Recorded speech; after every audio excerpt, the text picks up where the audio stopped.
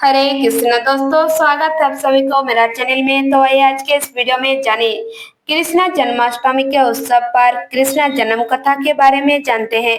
इस देवता को दिए वचन को पूरा करने के लिए श्री कृष्ण ने आधी रात को लिया था जानी अष्टमी पर कृष्ण जन्म कथा। श्री कृष्ण जन्म कथा श्री कृष्ण ने द्वापर युग में जन्म लिया था। हिंदू पंचांग के अनुसार कृष्ण ने भाद्रपद के कृष्ण पक्ष की अष्टमी तिथि रोहिणी नक्षत्र में जन्म लिया था। भागवत पुराण के अनुसार विष्णु अवतार में उन्होंने चंद्रदेव को वचन दिया था कि वे उनके प्रकाश में आधी रात को ही जन्म लेंगे। श्री कृष्ण चंद्रवंशी है, इसीलिए चंद्रदेव को उनका पूर्वज माना जाता है। कृष्ण जी ने कंस का वध करने के लिए द्वापर युग में जन्म लिया था। आइए जानते हैं श्री कृष्ण जन्म कथा। भगवान श्री कृष्ण के जन्म को जन्माष्टमी के रूप में मनाया जाता है। हिंदू पंचांग के अनुसार हर साल भाद्रपद के कृष्ण पक्ष की अष्टमी तिथि को जन्माष्टमी का त्योहार मनाया जाता है। भगवत पुराण सहित श्री कृष्ण के जन्म की कथा कोई और पुराणों में भी मिलती है। भगवत पुराण के अनुसार श्री कृष्ण का जन्म अष्टमी तिथि की मध्य रात्रि में हुआ था। श्री कृष्ण के भक्तों के मन में अक्सर यह सवाल आता है कि भगवान श्री कृष्ण का जन्म आखिर आधी रात में क्यों हुआ था। आइए जानते हैं इसका रहस्य क्या है। भगवान श्री कृष्ण ने बुधवार के दिन रोहिणी नक्षत्र में लिया था जन्म। भगवान श्री कृष्ण का जन्म द्वापर युग में रोहिणी नक्षत्र में हुआ था।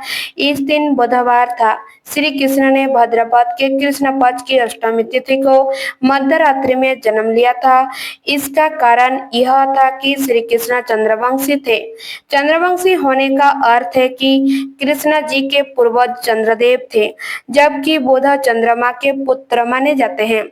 इसलिए श्री कृष्ण ने चंद्रवंश में पुत्रवत जन्म लेने के लिए कृष्ण ने बुधवार का दिन चुना। भगवान श्री कृष्ण ने क्यों चुना यह दिन? भगवत पुराण में लिखी जन्म कथा के अनुसार भगवान श्री कृष्ण ने रोहिणी नक्षत्र में जन्म लिया था। रोहिणी चंद्रदेव की प्रिय पत्नी और नक्षत्र भी है। वही अष्टमी तिथि को माता शक्ति का प्रतीक माना जाता है। इस कारण से भगवान श्री कृष्ण को शक्ति स्वरूप और परम ब्रह्मा कहा जाता है। भगवान श्री कृष्ण संपूर्ण ब्रह्मांड को स्वयं में समेटे हुए हैं। अपने पूर्वजों की उपस्थिति में श्री कृष्ण ने लिया जन्म। पौराणिक कहानियों के अनुसार भगवान श्री कृष्ण ने रात्रि काल में इसलिए जन्म लिया था क्योंकि चंद्रमा रात्रि के समय संपूर्ण जगत को प्रकाशमान करता है। चंद्रवंशी कृष्ण ने अपने पूर्वज की उपस्थिति में धरती पर जन्म लेने का यह पहर चुना। इस कारण से जन्माष्टमी के व्रत को चांद निकलने के बाद और उनके दर्शन करने के बाद ही पूर्ण किया जाता है। श्री कृष्ण ने चंद्रदेव की इच्छा को पूरा किया।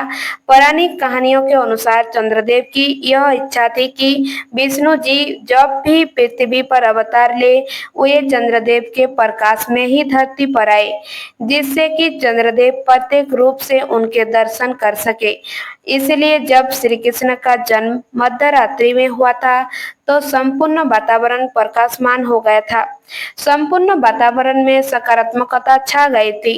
भगवान कृष्ण के जन्म की कहानी द्वापर युग में मथुरा का राजा कंस था। असल में कंस एक अत्याचारी राजा था। उनसे अपने पिता भोजवंशी राजा उग्रसेन को छल से राज्य सिंहासन से उतारकर खुद मथुरा पर राज करने लगा। कंस की एक बहन देवकी थी। उसने देवकी का विवाह यदुवंशी राजा वासुदेव के साथ कराई थी। लेकिन जब कंस अपनी बहन और उनके पति को अपने राज्यों में लेकर आ रहा था तो आकाशवाणी हुई कि जिस बहन का कंस इतने उत्साह के साथ विवाह उत्सव आयोजित कर रहा है, एक दिन उसी की 8वीं संतान कंस का वध करेगी। यह सुनकर कंस ने अपनी बहन देवकी और उनकी पति वासुदेव को कारागार में डाल दिया। काल कटारी में देवकी और वासुदेव जी की 7वीं संतान को कंस ने निहत्था से मार दिया। इसके बाद वासुदेव जी के संपन्न ने श्री हरि ने आकर उन्हें कंस के काल यानी 8वीं संतान को बचाने का मार्ग बताया। श्री कृष्ण ने कंस का वध करके सभी को दिया न्याय। जब देवकी और वासुदेव जी की 8वीं संतान हुई थी तो उन्होंने प्रभु इच्छा से यशोदा और नंदलाल जी के घर जाकर अपनी 8वीं संतान को उन्हें सौंप दिया और यशोदा जी से उनकी नवजात कन्या को लेकर कारागार में वापस लौटे। जब कंस को अपनी बहन की 8वीं संतान होने की सूचना मिली तो वह उस संतान को मारने के लिए कालकटोरी में आया, लेकिन जैसे ही उनसे उस कन्या को हाथ से लेकर मारने की कोशिश की, बच्ची उसके हाथ से उछलकर हवा में एक देवी के रूप में प्रकट हुई। यह देवी कोई और नहीं, योग माया थी। आगे चलकर श्री कृष्ण को यशोदा जी और नंदलाल जी ने पाला और श्री कृष्ण ने मथुरा आकर कंस का वध करके सभी लोगों को उसके अत्याचारों से मुक्त कराया।